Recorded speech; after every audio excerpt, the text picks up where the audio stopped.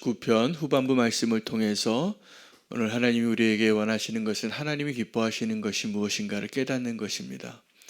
하나님이 기뻐하시는 것은 죄인 한 명이 아버지께로 돌아오는 걸 기뻐합니다. 그 구원을, 이 죄인이 아버지께로 돌아오는 것, 그걸 너무나 기뻐해서 그 탕자의 이야기처럼 한 영혼이 주님께로 돌아오면 천국에서 놀라운 잔치가 일어난다는 것입니다. 근데 그 첫째 아들은 그 아버지의 잔치에 함께 기뻐할 수 없었기 때문에 비극입니다. 오늘 우리도 하나님 정말 기뻐하시는 것을 알아야 합니다. 오늘 시편 69편의 하나님의 기쁨은 그 마음을 소생하여 그 마음이 소생케 되어 하나님을 찬송하고 노래하는 것을 하나님이 얼마나 기뻐하시는가를 이야기하고 있는 것입니다. 여러분, 오늘 시편 69편 오늘 본문에서 31절 말씀이 가장 중요한 본문이 되겠습니다. 이것이 소 곧 뿔과 굽이 있는 황소들을 드림보다 여호와를 더욱 기쁘시게 함이 될 것이라. 여러분, 뿔과 굽이 있는 황소는 어떤 것이냐 하면 비싼 겁니다. 최상품입니다.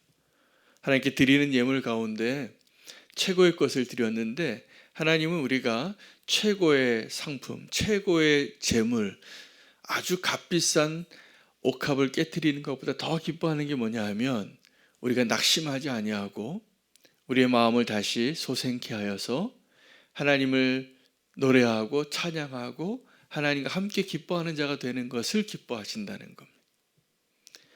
여러분, 옥합을 깨트린 그 여인이 왜 옥합을 깨뜨렸겠습니까?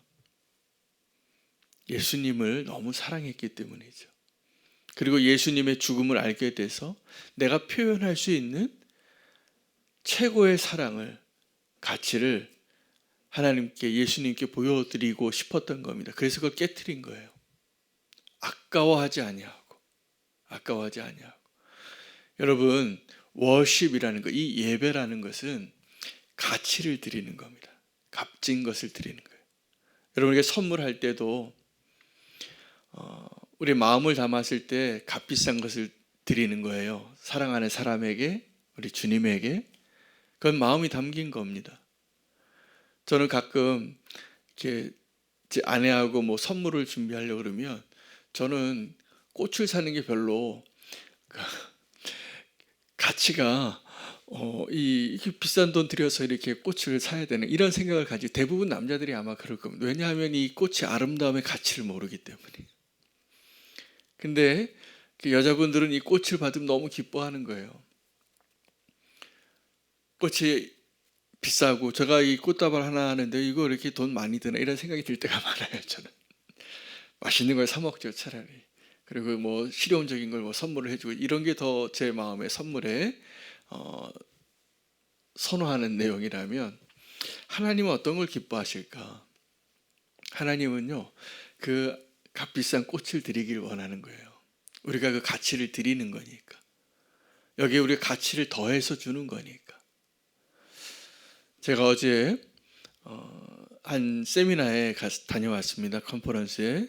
도시 공동체 공간 컨퍼런스라는 곳에 저도 강의도 하나 하고 또 다른 분들의 강의를 많이 들었는데 요즘 세대의 사람들이 특히 MZ 세대라고 하는 젊은이들이 어디에 가는가 그리고 어떤 공간을 더 선호하는가를 배웠는데 전혀 제가 모르는 세상의 이야기더라고요. 아주 많은 정보를 듣고 야, 요즘 세상 사람들이 이렇게 생각하고 이런 데 돈을 쓰고 이런 것을 좋아하는구나 라는 것을 배웠어요.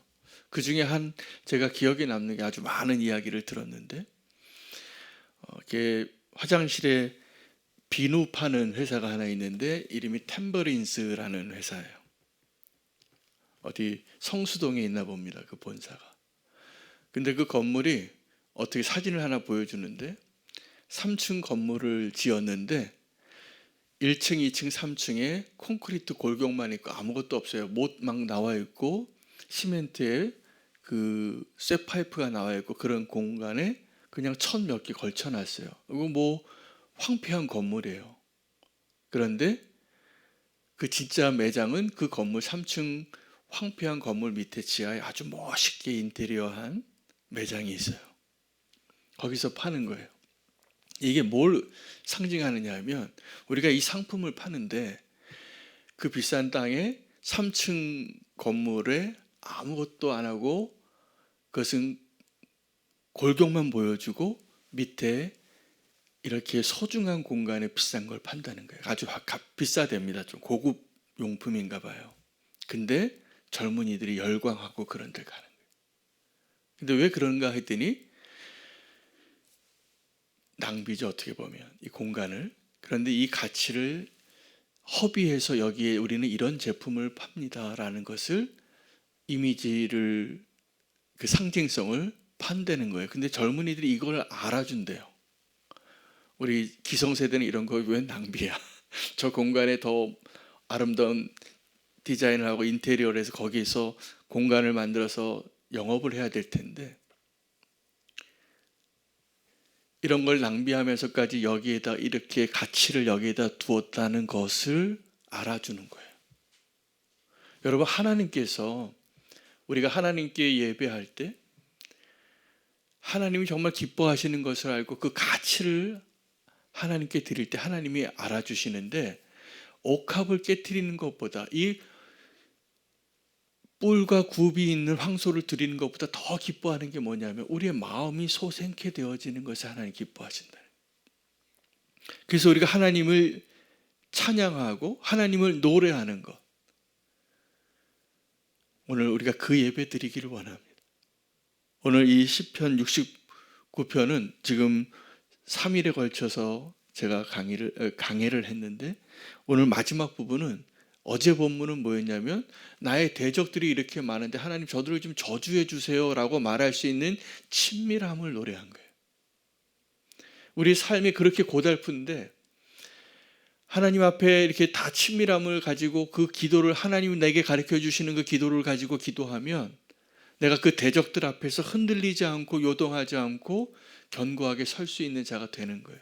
하나님 도와주실 것을 믿고 지금 내가 지금 고난 가운데 있고 원수가 내 머리를 밟고 지나가더라도 오늘을 주님과 함께 동행할 수 있는 거예요. 근데 하나님 더 기뻐하시는 것은 그런 상황 가운데 내가 고난당하고 원수가 나를 조롱하고 나를 충동케 하고 나를 분노케 하고 나를 억울하게 하고 그런 상황에서 하나님을 찬양하고 노래할 수 있는 그 믿음으로 주님을 만나게 되는 것, 우리의 마음이 소생케 되어지는 것, 이게 뿔과 굽이 있는 황소를 드리는 것보다 하나님 더 기뻐하신다는 거예요. 그 찬양하시기를 바랍니다. 그 예배를, 그 노래를 하시기를 바랍니다. 하나님을 인정하고 내가 상황과 환경을 떠나서 그것이 하나님 우리에게 기대하시는 가장 값진 것이에요. 여러분, 하나님의 은혜는 제가 오늘 어떤 회사 이야기를 했는데 우리가 잘 이해하지도 못하는데 우리에게 구원을 주시고 우리와 함께 하시고 함께 동행하기를 위해서 하나님 우리의 죄의 문제를 해결하고 우리를 하나님의 자녀 삼기 위해서 예수 그리스도라는 고귀한 대가를 지불하신 거예요. 우리는 잘 몰라요. 그럼 우리가 하나님께 보답할 수 있는 가장 큰 보답은 뭐냐 하면 하나님 우리에게 행하신 그 은혜의 가치를 깨닫는 거예요. 그 은혜의 가치를 깨달으면 우리가 오늘 우리의 삶을 그렇게 함부로 살 수 없습니다. 내가 얼마짜리인데. 이 가치를 알아주는 것. 여러분, 예배를 통해서 우리가 하나님께 예배할 때 이 옥합을 깨트리는, 오늘 바로 그 내용이거든요. 뿔과 굽이 있는 황소를 드리는 것보다 하나님이 정말 기뻐하시는 것은 우리의 마음이 기뻐서 주님을 인정하고 주님을 찬양하는 자로 주님을 만나는 것을 기뻐하시는 거예요. 사울이 왜 실패했어요? 하나님께 여호와께 뿔과 굽이 있는 황소를 드리려고 아말렉을 멸하지 못한 거예요. 여러분, 우리 그런 예배자 되시기 쉽습니다. 하나님께 내가 이 예물을 드리는 것으로 하나님을 기쁘게 하실 수 있을까? 여러분, 아버지가 출장 갔다가 돌아오면 아이들이 다 어디에 눈이 들어가요? 아버지가 아니라 아버지 손에 못 들려인 나를 보는 거예요. 이번에 무슨 선물 가져오시나? 하나님 우리에게 기뻐하시는, 기대하시는 것은 그 아버지의 손에 있는 선물을 먼저 바라보는 것이 아니라 아버지 얼굴을 먼저 보는 거예요. 아버지가 지금 나를 바라보면서 얼마나 기쁜 모습으로 달려오셨는가. 여러분, 멀리 출장 갔다가 돌아올 때 자녀에게 선물 가지고 들어오는 아버지의 얼굴이 얼마나 기쁘겠어요.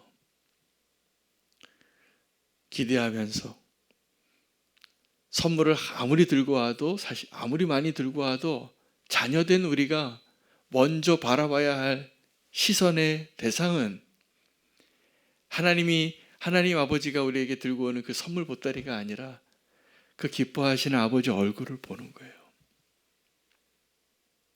이게 예배예요. 여러분, 예배는 주님과 함께 우리의 구원을 기뻐하는 겁니다. 우리의 구원을 여러분 우리 기뻐하죠? 기쁘시죠? 내가 구원받은 자 된 거 기쁘십니까? 아니면 복권 당첨되는 게 더 기쁘십니까? 구원받은 게 훨씬 기쁜 겁니다. 근데 우리가 그 기쁨을 잘 누리지 못해요. 구원받은 것을 기뻐하고 살아야 되는데, 하루하루를 정말 선물과 같은 하루를 살아야 되는데, 그 하루하루를 염려하고 근심하고 다투고 분쟁하고 미워하고 살 때가 많아요. 오늘 우리는 그 구원의 기쁨으로 살아야 돼요. 그 구원의 기쁨이 가능한 것이 어떻게 가능합니까? 주님이 우리를 위해서 대신 죽으셨기 때문에. 그 감격으로 살아야 돼요. 함께 기뻐하는 것이 함께 슬퍼하는 것보다 어렵다는 것을 제가 많이 느낍니다. 어려운 사람을 보면 우리가 모성애도 발동되고 우리의 긍휼함이 발동돼서 저 어려운 사람을 돕고 함께 아파하고 눈물 흘릴 때가 있어요. 이거 참 아름다운 사랑입니다. 근데요, 더 큰 사랑이 더 큰 마음, 넓은 마음이 뭐냐 하면 함께 기뻐하는 거예요. 함께 기뻐하는 거예요. 내 옆에 있는 분이 좀 잘 되면 기뻐하고 박수는 쳐주는데 내 마음에 무언가 남아요. 부럽고 왜 나는 그렇게 안 되나, 이런 섭섭함이, 하나님이 나에게는 이런 걸 안 주시나. 근데 천국은 어떤 것이냐 하면 이 둘째 아들이 돌아왔을 때 함께 기뻐하는 자가 되는 것이 천국이에요. 함께 기뻐할 수 있는 자가 되는 것. 다른 분은 모르겠는데 저 같은 경우에는 함께 눈물 흘리는 게 더 쉽더라고요. 근데 함께 기뻐하는 건 정말 아버지의 마음을 알아야지만 기쁜 거예요. 여러분, 이것이 하나님 우리에게 원하시는 예배의 기쁨이에요. 하나님 아버지와 함께 기뻐할 수 있을 때, 탕자가 돌아올 때 함께 기뻐하는 큰 형이 되는 거예요. 오늘 우리의 과제는 모든 것 탕진하고 아버지께 돌아오는 둘째 아들의 기쁨을 경험하는 것도 필요하지만, 사실은 누가복음 15장 그 세 번째 이야기의 정말 핵심은 둘째 아들은 돌아와서 아버지의 품에 안겼는데 첫째 아들이 아버지의 품에 안기지 못하고 그 동생을 향하여, 자기 동생인데 당신의 아들이라고 말해요. 내 동생이 아닌 거예요. 더 이상 함께 기뻐할 수가 없는 거예요. 주님께서 아버지의 기쁨을 알려주시면 오늘 우리가 진정한 예배를 누릴 수 있는 삶이 될 것이라 믿습니다. 그래서 오늘 이 자리에서 주님과 함께 기뻐하시고 오늘 하루를 살 때 내가 누군가의 기쁨을 함께 기뻐할 수 있는 자가 되는 것. 어려운 사람이 좋은 일이 생기면, 아프다가 치유되시면 함께 기뻐하시더라고요. 근데 어떤 성도들이 막 너무 잘 살아요. 두 아들이 함께 있는데, 함께 고3 자녀가 있는데 하나들은 서울대 가고 하나들은 떨어졌어요. 근데 내 아들은 떨어졌는데 옆에 친구의 아들이 서울대 들어갔다고 함께 기뻐해 줄 수 있겠느냐는 거죠. 아버지의 마음으로 보면 그게 가능하고, 내 마음으로 보면 그게 굉장히 어려운 겁니다.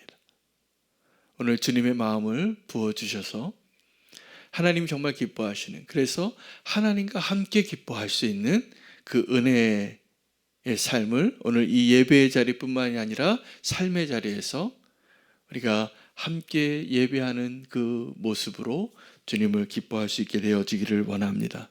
하나님과 함께 기뻐하시는 하루 되시기를 축복합니다. 오늘 하나님